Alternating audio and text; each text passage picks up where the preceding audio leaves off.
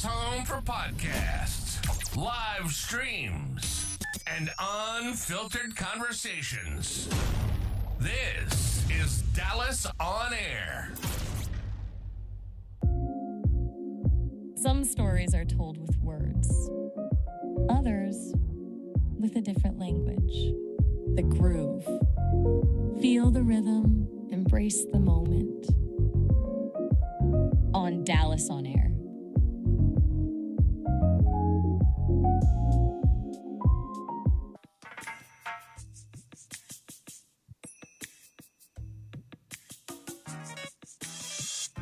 The Groove, a podcast that's a transformational show about dance and a people's journey to success. That's just a vibe. Welcome to the couch. The Groove, sponsored by the flyest station in the nation, flyradio.com. Your station for music lovers. Listen live 24 hours on flyradio.com. Download our app from the Google Play Store for talent or advertising opportunities. Please call 773-FLY-DIVA, otherwise known as 773-359-3482. Welcome to The Groove. I am super excited today. I have a person that I've known for a while and have watched grow and develop and nurture himself for a minute. So I want to welcome my special guest, Kevin Kennerson, a.k.a. Lethal Weapon. Good afternoon, good evening. How's everybody doing today? Hey, Kevin, how are you, man? I'm so excited that I was able to run into you and get you at this time in your busy career. How are we doing today? Blessed, grateful, good, appreciative. Well, welcome to the couch. Sir. Let's start from the beginning. Did dance come first or did entertainment come first for you? DJing. DJ. I'm actually a DJ. Oh, you mean I've been missing out on that part of you? So you are a 3-tool player, not a 2-tool. Okay. I am a DJ. Well, welcome to the couch. So tell me about this DJ journey. When did you, so I tried to DJ, wasn't good. I was okay, wasn't good. I was a much better dancer. This was in the teens. My god brother, Daryl Lindsay, was a much better DJ and people around me. So I just let them do that. And I told them how many beats per second I wanted to dance to. And I let them DJ. So how did you come about, how did you get into DJing and how old were you? 22. Okay. Started in 92, right after my oldest daughter was born. That was my reason for DJing. And I DJ'd in a club in Houston, a little hole in the wall. And I wasn't a regular DJ. I started out with weird things to DJ, and I graduated from that from hole in the walls to a club. And that's where I originally started with my musical journey. Well, I've been a singer, I'm a background singer for a gospel group. I've done a lot of things in music and entertainment. I've done a lot. Wow. Yeah. Mm-hmm. So you can sing, you can dance, you can play music. You are a overall entertainer. I dibble dabble in a lot of it. Yes, I do. I could sing for a hot second, and then my voice changed, and everything else defaulted back to dance. I don't have to talk to dance. Yeah, singing is part of my DNA. My mother played organ, piano, from childhood up. I started playing piano, but didn't really finish. But music has always been part of my life. I call her my wife. Okay. I have a little bit of a musical background. I was first cleared clarinet in middle school. First chair. Until I found out the clarinet wasn't cool. And I didn't want to play another instrument. I didn't want to play another reed instrument like saxophone that I found out was my favorite instrument once I got grown. So I just transitioned to percussion. I played baritone horn in middle school. Once I got to high school, I didn't dabble in it anymore. So I did play a horn in middle school. After the school I went to was not with one of them bands where you saw them doing their thing. Uh-huh. I didn't. They were just a standalone, and I love dancing, so I was good. So I just ended up in the music after high school. So how old were you when you started dancing? Birth. Like me, huh? My mom was a dancer. Three things my mom can do: cook, dance, and fuss. Well, my mother and father met dancing, and they were on different sides of the neighborhood, and there was a dance contest. And my mother and father, they had a dance off, and they could not outdo each other. And here I am. This is crazy. You know what's so crazy about this? My mother and father met the same way under different circumstances. My dad was an airman at a Dias Air Force Base, and my mom was always sneaking on base winning all the dance contests. And my dad was the cool dude that was G'd up, sitting in the back watching everything happens, and he came across my mom winning these dance contests, and my mom was nice. She was a bad chick. And all of the things that he liked. And so they got together. My sister came, and then so did I. And it was a wrap. It was a wrap. So it's funny because out of all of the guests that I have, we all have something dynamically in common. Right. And it's crazy. Mm-hmm. It's crazy the synergy that we have of how we got here. So you're here now, and I've known you for a while. You have been emceeing some of the biggest swing out events, as well as recording artists. So, I'm always never surprised to see you, but I'm always excited to see you because you're doing what you want to do, and you're doing it where people wouldn't expect you to be. It has flourished to that. It actually has. I remember when I used to go to ISDC and I would run into you in Houston. Mm-hmm. And you were always one of the guys. I said, now that's a good guy, because you're about your business. You're a businessman that liked to have fun. I think for me that was the pinnacle of my career. That was the pivot of my career, to be honest, because ISDC, I've been at everyone. I've never missed one.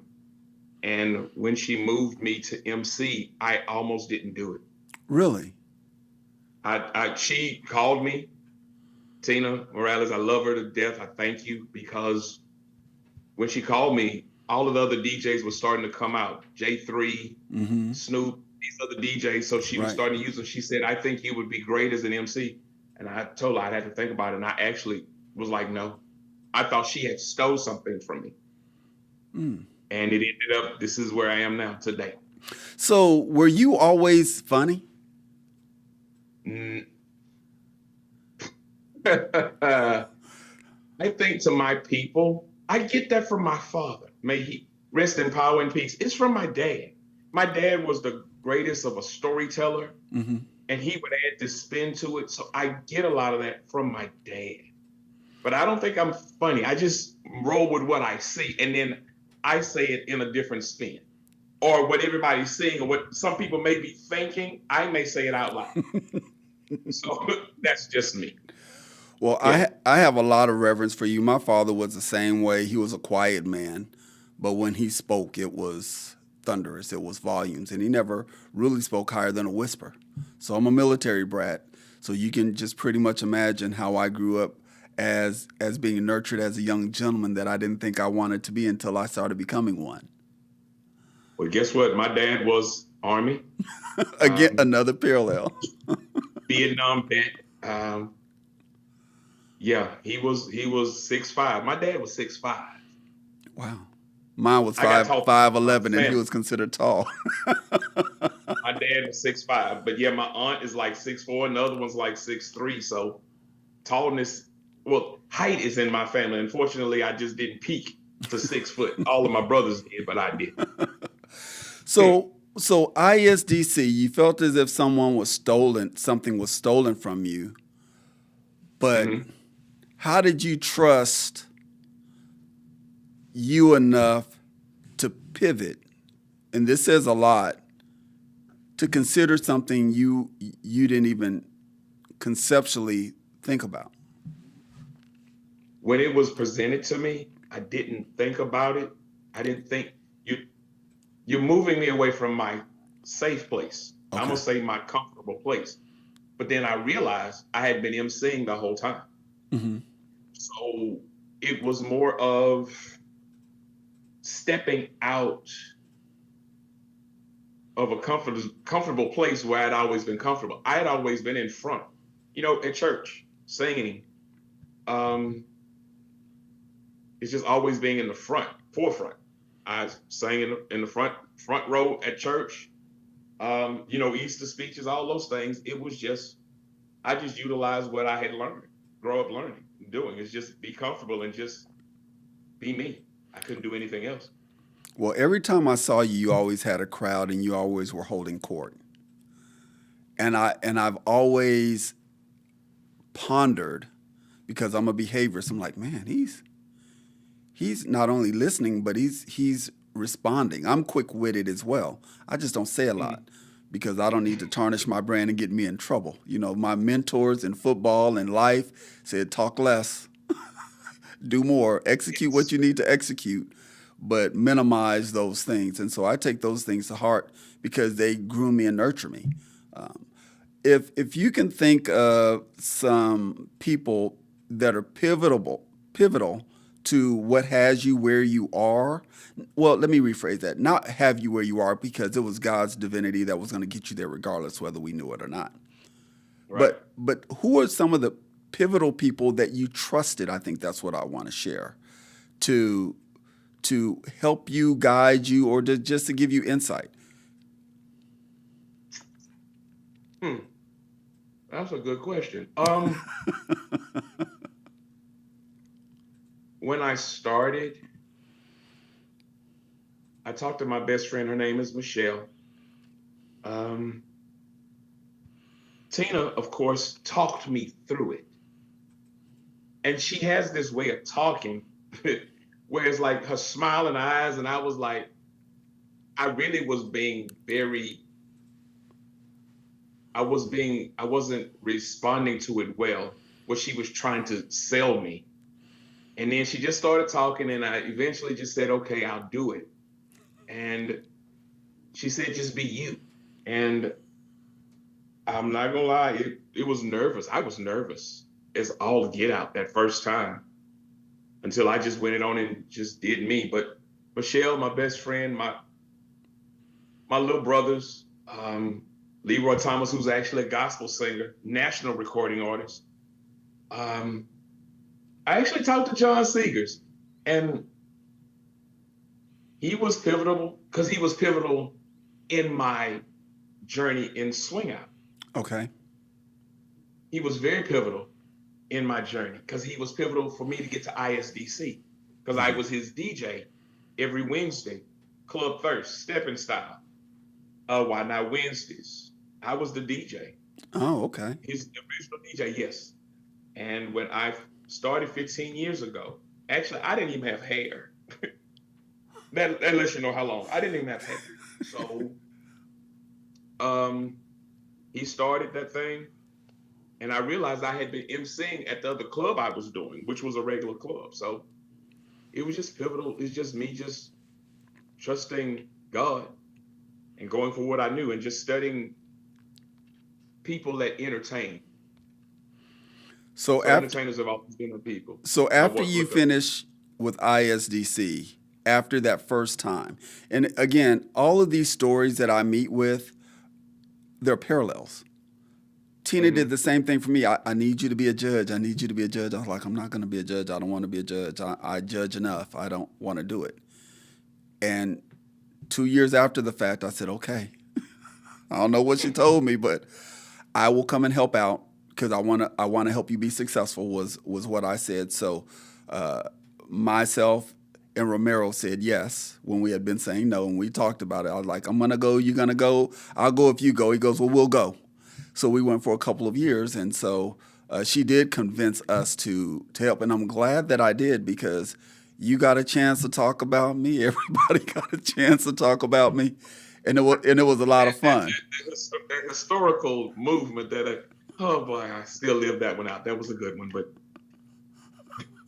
And I was being somewhat of a Devo on the All-Star thing, just for everybody's transparency.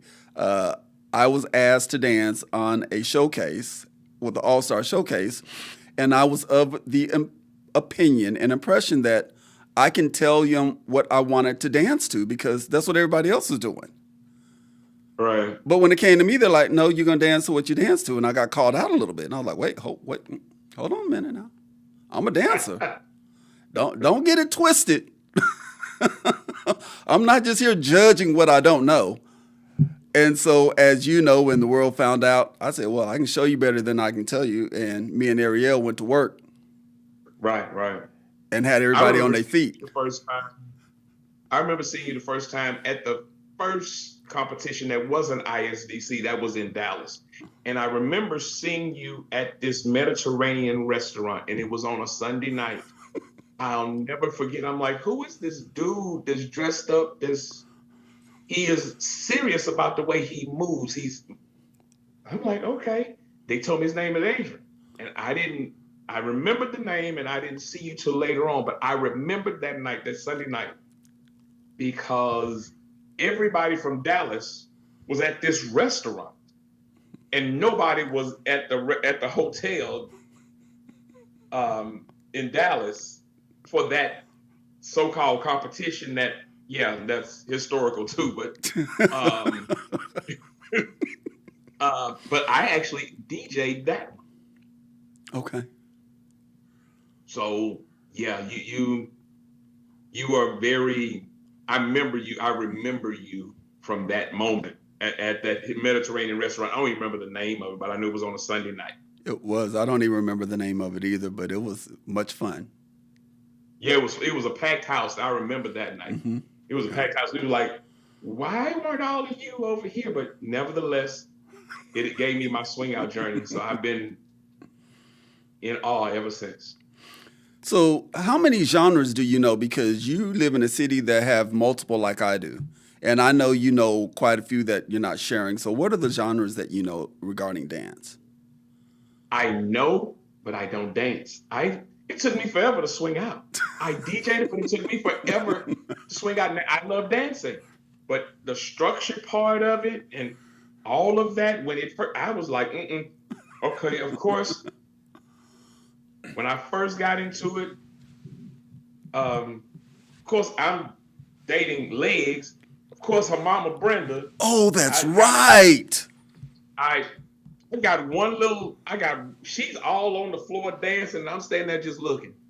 She was, everybody danced with her. I just DJ, but I never danced. And it took me almost 10 years before I actually danced. And I actually was under Swing U, which was Bino and Tiffany, that I learned. And I actually showed everybody at a not a Jack and Jill, but a Pro-Am that I actually danced at ISDC.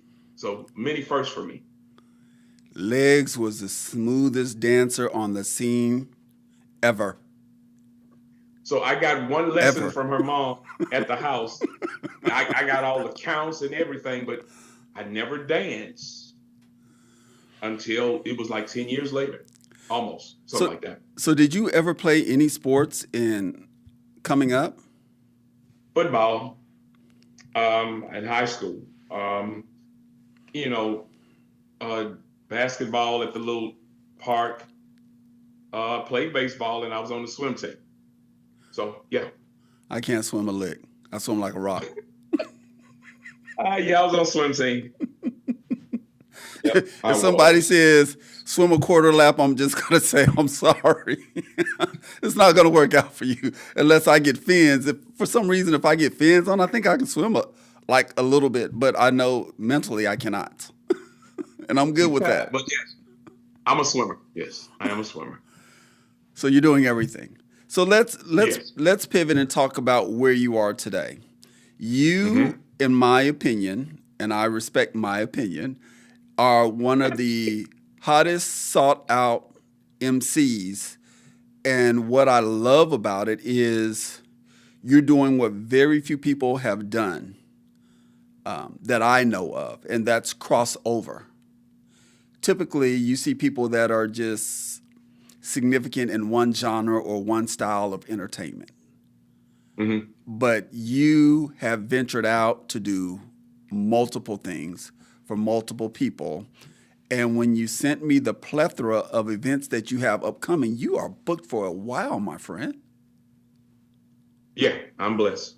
Mm-hmm. So how did that come up? Other than, was it more so people seeing you and like, hey man, how do I go about trying to get your services for an event I have coming up?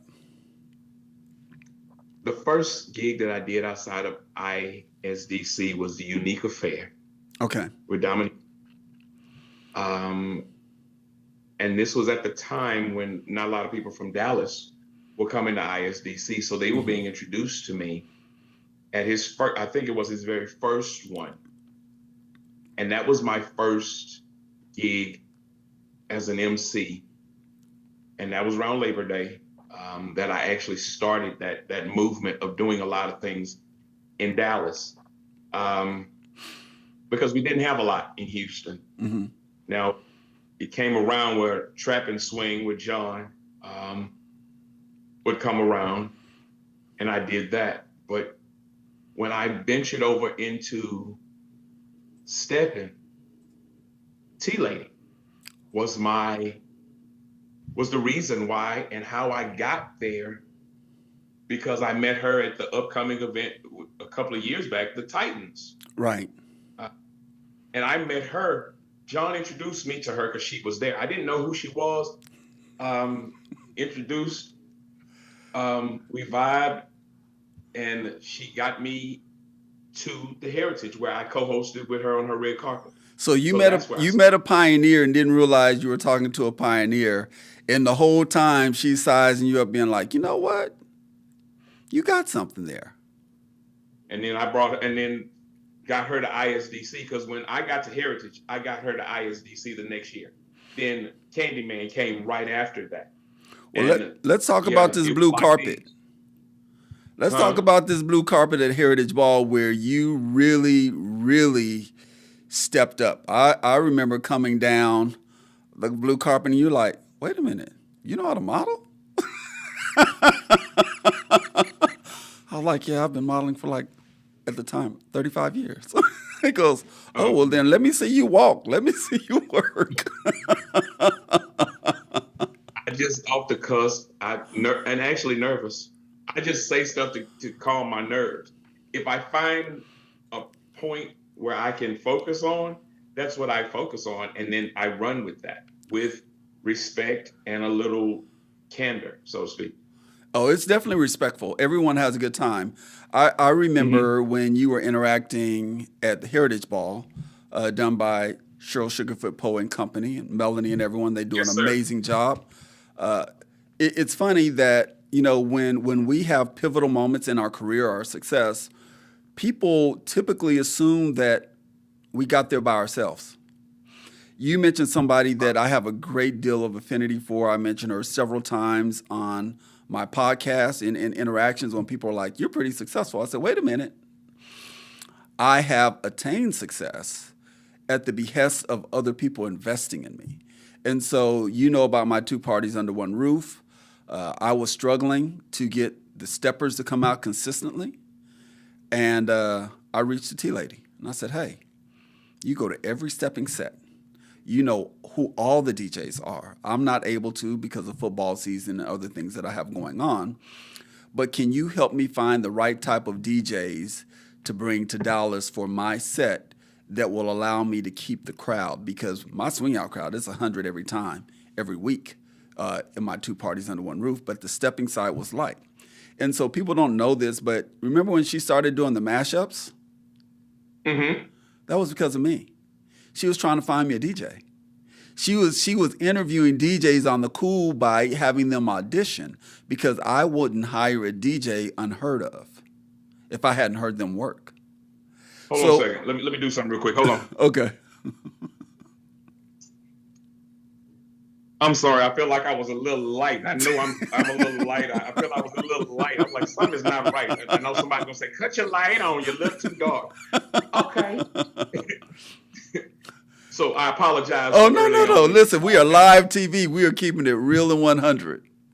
I apologize for my darkness. But anyway, wow. Well, that's.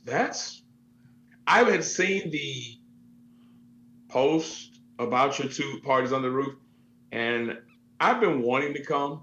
And it's normally on Fridays, right? Every second Friday of the month for the last 9 years. Okay, you didn't have to be precise, but okay, thank you for that information. You know, we are you and I are detail-oriented people, sir. Yeah. So I did see it, and I was like, one day I'm going to get down there. And a lot of the DJs that are down there, it's like Samsonite. One of my boys, one of my people. I'm learning a lot of the guys, like. When I did Red, White, and Smooth, did you know Drew can DJ? Yeah, he lets us know. Let me tell you something. That's my brother right there, but he did his thing. Shout out to Drew Phenom. I'm standing there in amazement, like, didn't know the other side. To see him DJ I was a proud moment, but it was like, okay. I'm starting to learn some of the DJs, you know, as I go to the Steppers, because the Steppers seem to be this city within a city. Everybody knows everybody, because when I'm standing there, I'm like, I don't know you. Hey, how you doing? And right. I'm getting to learn them. So those DJs, yeah, you've been picking some ones, but, you know, you haven't went back to Houston. There's one in Houston. I got to shout out to, you know, Crazy Q. You know, he is a Stepper DJ. So, you know, he is. Well, let's talk about Crazy Q, because I don't know if I somewhat, you know, I am how I am, but we were talking at the Perfect Gentleman's anniversary, and I didn't know he was a DJ. I think a lot of people find it odd that I'm not on social media. I don't get on Facebook. I'm only on Facebook to market and advertise my businesses.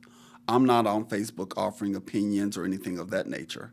So unless someone says, "Hey, Adrian, why don't you go check this out on Facebook?" So he goes, "Well, I'm a DJ." I was like, "Oh, okay." Let me tell you something. How can wait? Here's the conversation, because I want to share with you how he looked at me. I said, "Well, okay," and so the floor was looking a certain kind of way, and I said, "How would you leave it?" He goes, "This is easy." I said, "It's not easy. It's not easy. If your floor look like nobody's on, it's not easy. What are you going to do to get people on the floor? Are you going to play a top 10 or what you feel is a top 20, top 30? Are you going to play a line dance to get the women engaged? What are you going to do?" He goes, "Why is he asking me about DJs?" I said, "Well, how else are you going to get interviewed? I've never heard you play.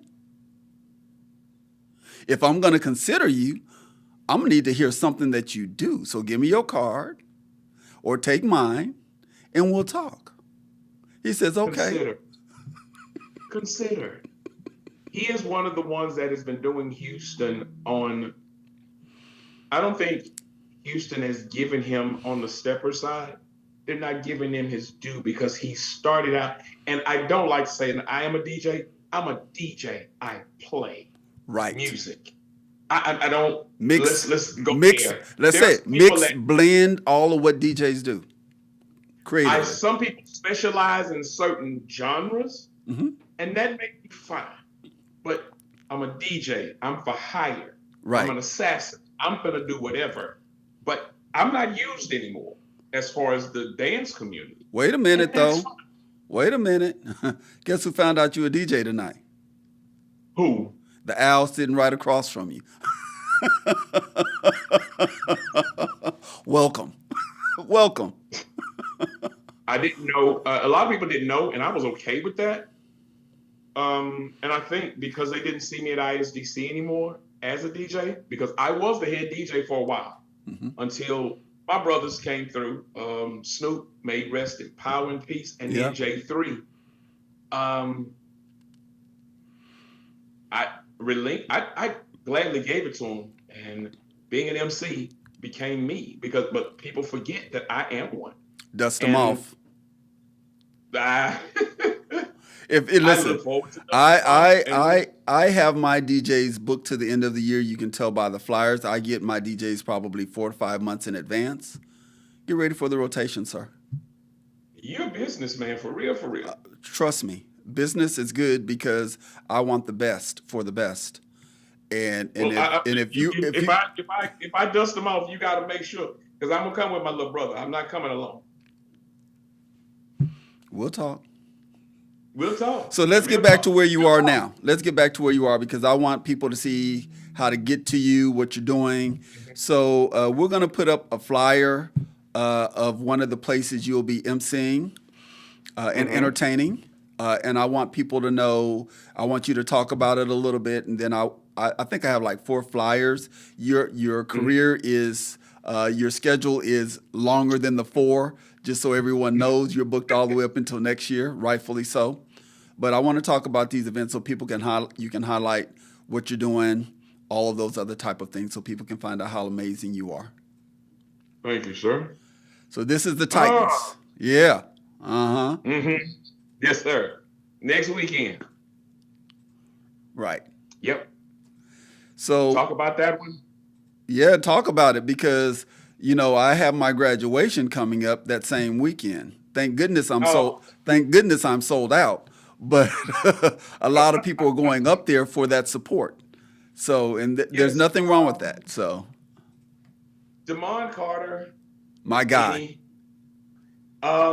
He's a part of. I met him through ISDC. A lot of my things coming through ISDC, right? And that guy, that smile, is impeccable. Businessman, he's on it. Soft-spoken, businessman, but quiet, but yet he's that man. Yeah. When we talk, it's always pleasurable. But he asked me to do it a couple of years back, and this will be my 3rd one, and I've enjoyed it.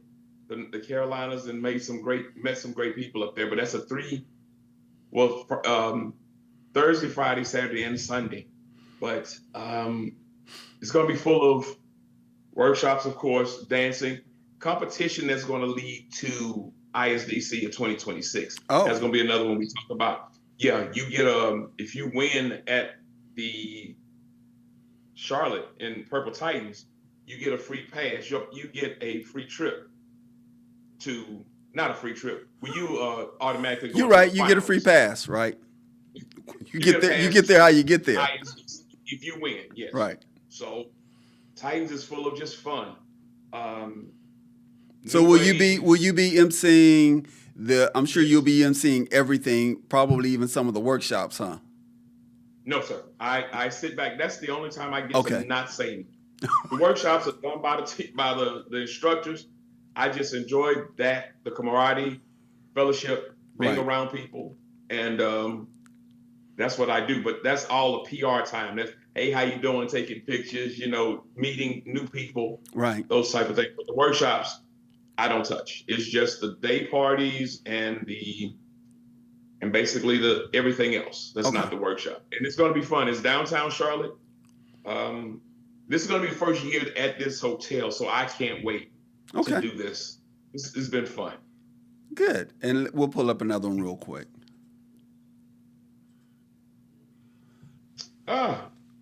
Yeah. That's my people. That's 2-step right there. We went from ballroom, stepping and swing out to 2-step.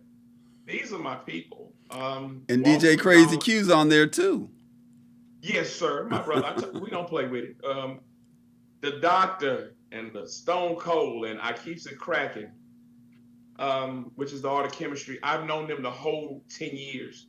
Walter and I basically started together. Okay. Iris too. But this is going to be they're doing the islands this year, and they dance to different songs, and they're representing different countries and different styles of music. It's so fun. They do poetry. They do a lot of things Oh, okay. at their event. Yes, it is so fun, colorful, and Iris, Walter, and Jerron are so much fun. I've been around them. It's like family. So Okay. I have so much fun. Then that's a two-step. Well, it's just anything, but it's a two-step. Okay. Okay. I was function, wondering about yes. that. Mm-hmm. We're going to throw another one up It's for you. two steps, yes. This one is interesting to me. A cookie hop. Hey, I was asked. It's my first one. It's Miss Deonica down there in Dallas. Right. Asked me to do this, and she asked me would I MC, and I didn't realize it was gonna be this. So I'm looking like, all right, I'm MCing. It's gonna be dancing, and there's gonna be people that are gonna have cookies. So you're gonna judge the cookies. So you get to eat and dance at the same time in pajamas. So, this is going to be a unique one for me because I have to find some Christmas pajamas. That's yeah. Well, I hope they're covered up. Oh, they got to be. It's going to be cold in December. I know y'all don't play with December in Dallas. No, it gets quite nippy. I didn't even know about this until you gave me the list of events that you are going to be at. Right. So yeah, I'm looking forward to that because they said cocoa and cookies, so I'm heavy on the cocoa and heavy pajamas because this is gonna be fun. Because I'm like, okay, and got to find some shoes to wear with the pajamas. So I'm like, see, is it a shoe thing or is it slippers? Or because I know it's not going to be. Hopefully, it's no onesies walking around there. You know what? With people, I never know with the way people come. I just entertain myself by getting ready to keep a straight face. And then we have one more, the one that is near and dear to me, Heritage Ball, where I think that you really crossed over into multiple genres from my eyesight to yours. It looks like they have sponsors now for airlines, which is new. But I know you're excited for that. I definitely am. Let me tell you something, Adrian. When I went last year to see the excellence of everybody sitting in that Marriott Marquis downtown Atlanta, yeah, I thought to myself, you had to been there to see all of the people dressed up, dancing, they getting dressed up. They downstairs at the day party playing pool or ping pong and dancing and hula hoop and up till all night times of the night. And all of the vendors, I had all black vendors. Right. And it was like, and they were giving quality items. I wish I'd have had at least 5,000 because I promise you, I'd have needed another pack of luggage to get that stuff. I'd have had everything shipped because they were not playing from clothes, shoes, art. They even had a barber and a beautician there. I know it. To tighten people up that couldn't before they got there. I got tightened up myself while I was there. So I was like, man. But yeah, that one, the excellence of that and the way it's run. Shout out to them that do that, Kurt, Sugarfoot, all the rest of the staff. Yeah, and I was in amazement the whole time. Yeah, From Ellery's to Candyman, New Wave, all the way up until Sunday. I was like, wow. Right. I was excited. They were the first ones, not the first ones, but cross genre that I knew of that asked me to do swing out workshops. Really? So yeah, I was the only one doing swing out workshops. No one else was doing swing out workshops, and then I asked them to take a little break because I had some other things going on. But yeah, I had swing out workshops here, and they were packed. Nice. They were packed, and I did get my black soap from the vendor too. I was like in awe. Yeah, I was really in awe about it. Yeah, and it's definitely, I think, for us and steppers and dancers, it's the cream of the crop for Chicago stepping. There's 2,000 to 3,000 people. looking their best, acting their best, doing things that are not only dance related, but health wise, fitness wise, seminars, things of that nature. They take care of the whole 360 of the individual. And so everybody feels welcomed and warmed. And I know I found my bracelet guy there a few years ago, and I haven't let him go yet. Yeah, the bracelets was pretty. Yeah. That too. Yeah. T-shirts, bracelets, because Keita and Stu were down there. Even they were doing some selling down there too, vendors down there too, which I found was very nice. Yeah. Okay, so let's talk about the other things you have, and as we do that, I also want to talk about the rush and the adrenaline that you have before you go on, when you're in the moment and you know you're in the pocket, because I see you moving and you stay in the pocket. You catch fire quick.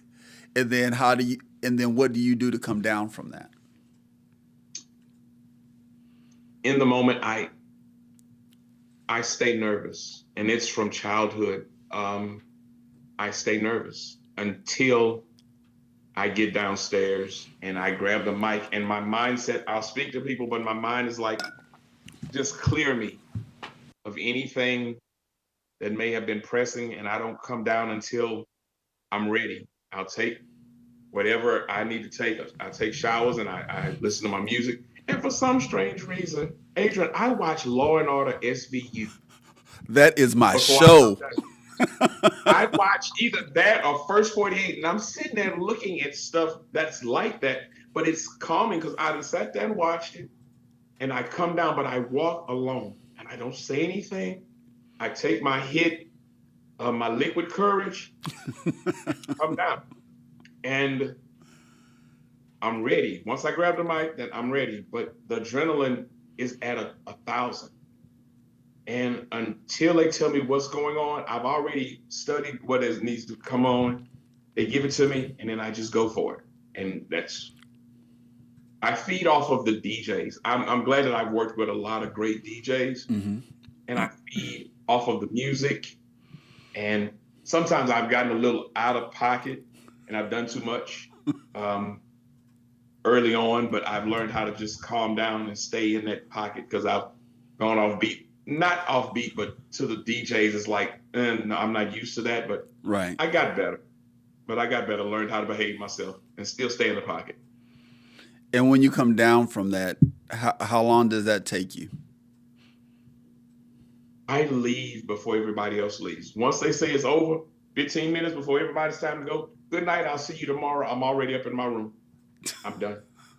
I take everything off, take a shower. If I'm eating, I'm in the bed and I'm sitting there and I'm done. I leave it there. Once I leave that mic, I leave everything and all of the energy. I leave it right there because I know I did what I was supposed to do. I'll come back tomorrow or whatever the next day and do it again.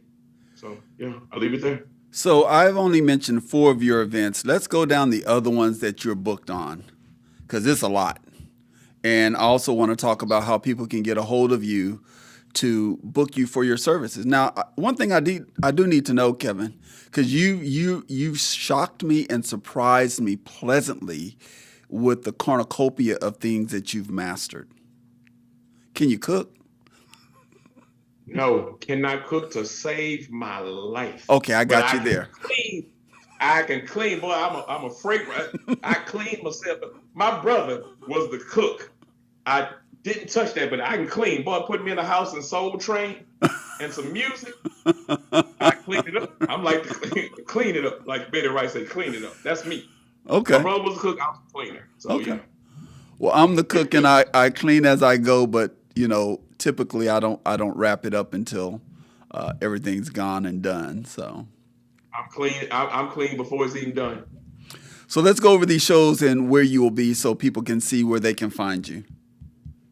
Okay. Let me get to that real quick.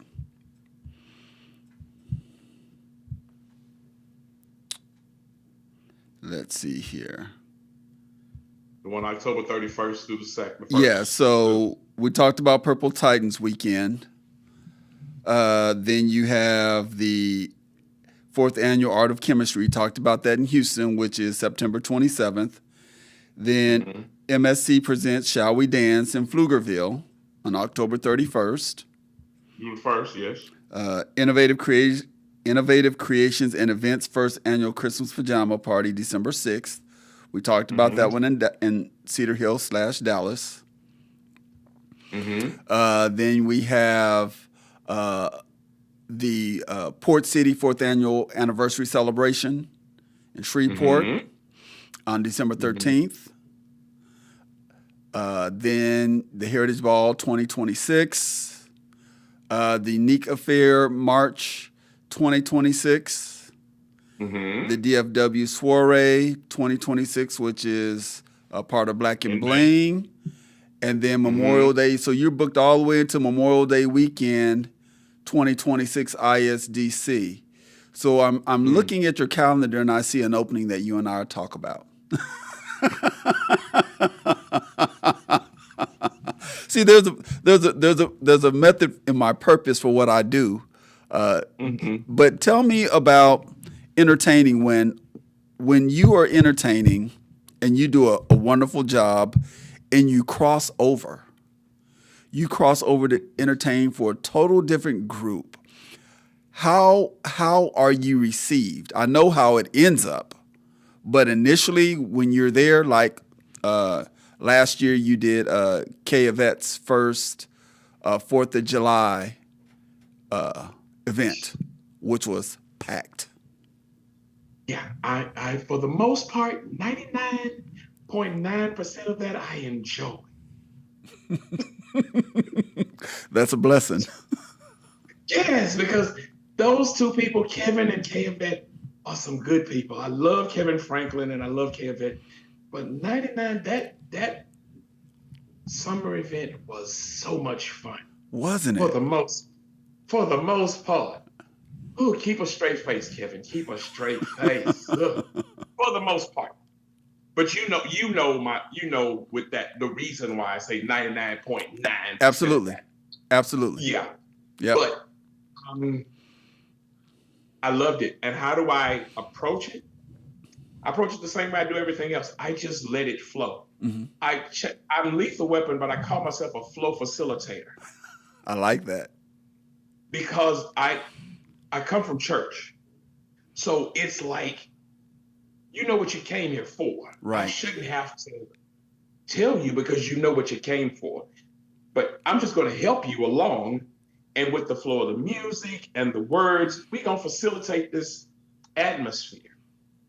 And then we go from there. So how do I do it? I just go with what I've been through in most of my life and what I've done. I've DJ'd a lot of things. I've MC'd a lot of things, but I just flow with it, you know?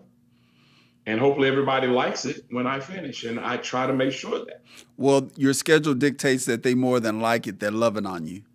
Rightfully so, and I'll be adding a date or two in there that I noticed where there's a crack right now. So get ready for a separate conversation. Let's talk about the name Lethal Weapon. How did that come about, or did someone nickname you that, and it just stuck, or you just knew this is your DNA? Actually, funny. Story is quickly. I was getting ready to go I sing background. Well, gospel artist, his name is Eric Carrington. He's now pastor, Willing Workers, Houston, Texas. Shout out to him. But I sang background for him. And at the time I needed a haircut.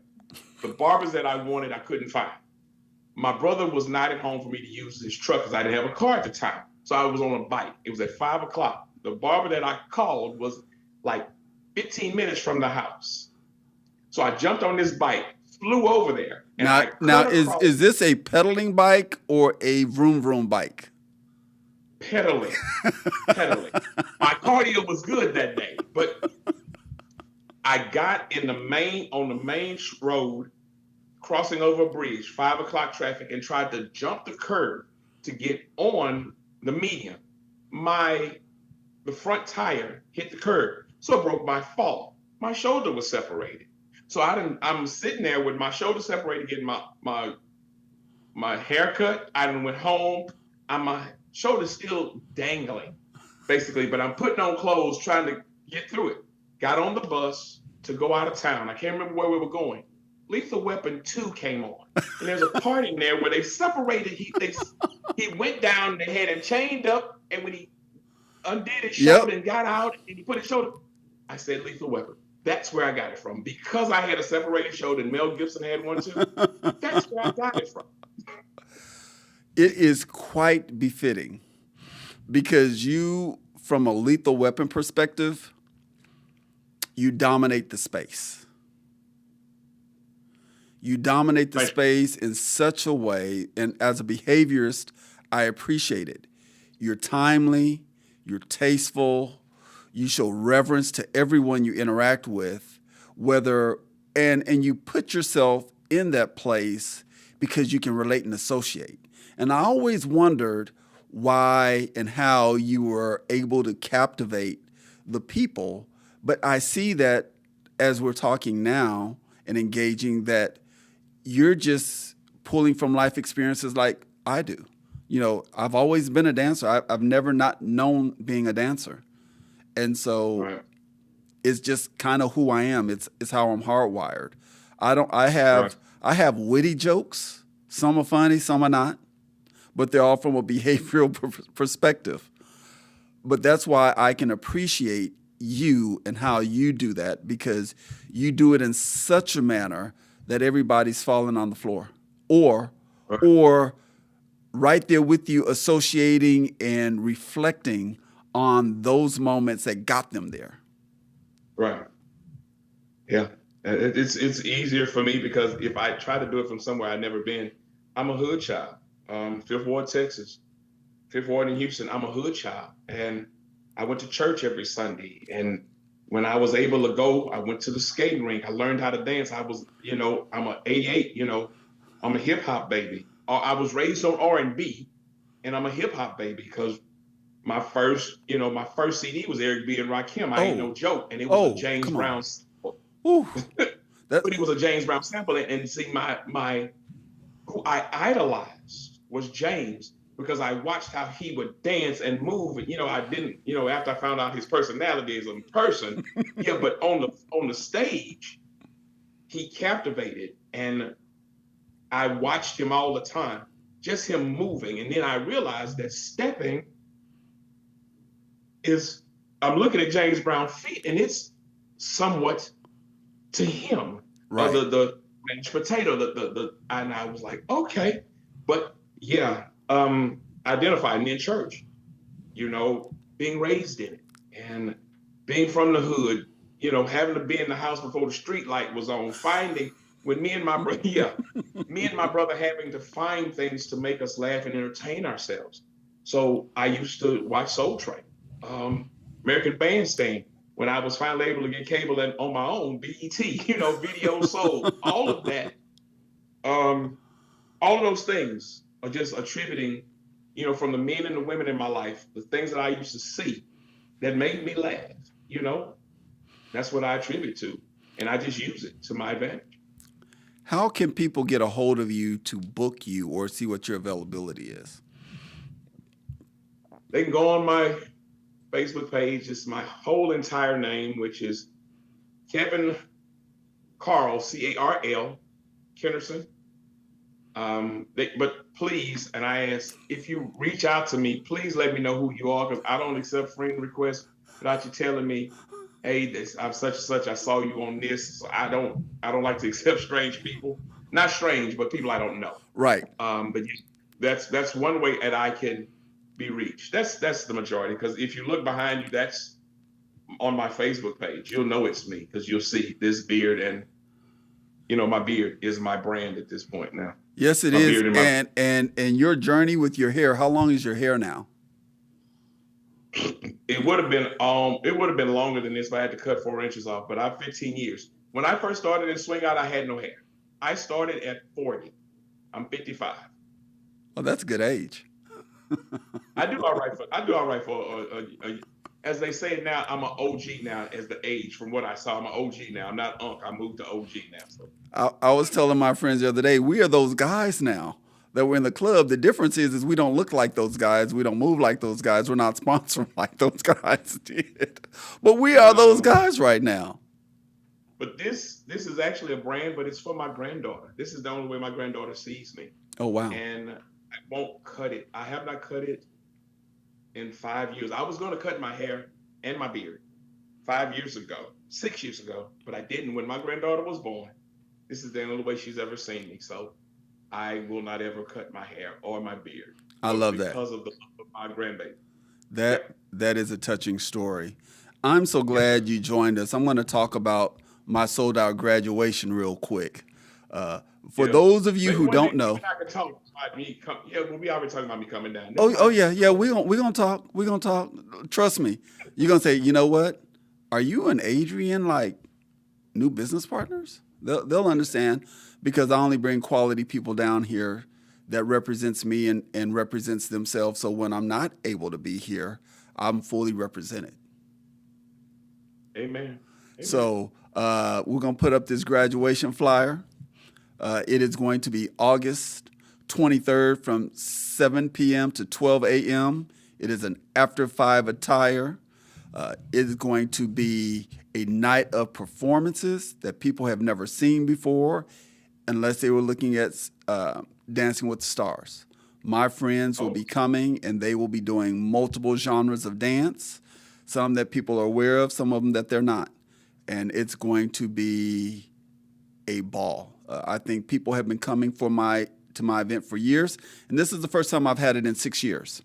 So all of our events have sold out, and they will continue to sell out because of the type of product we do and the way we present it.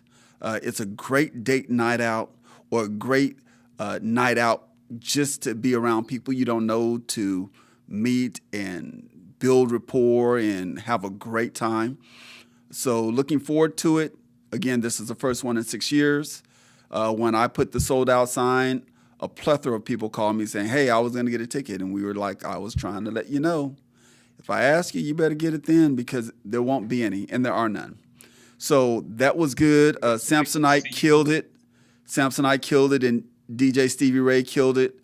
This past second Friday at Throwback Edition, DJ Stevie Ray will be DJing the graduation.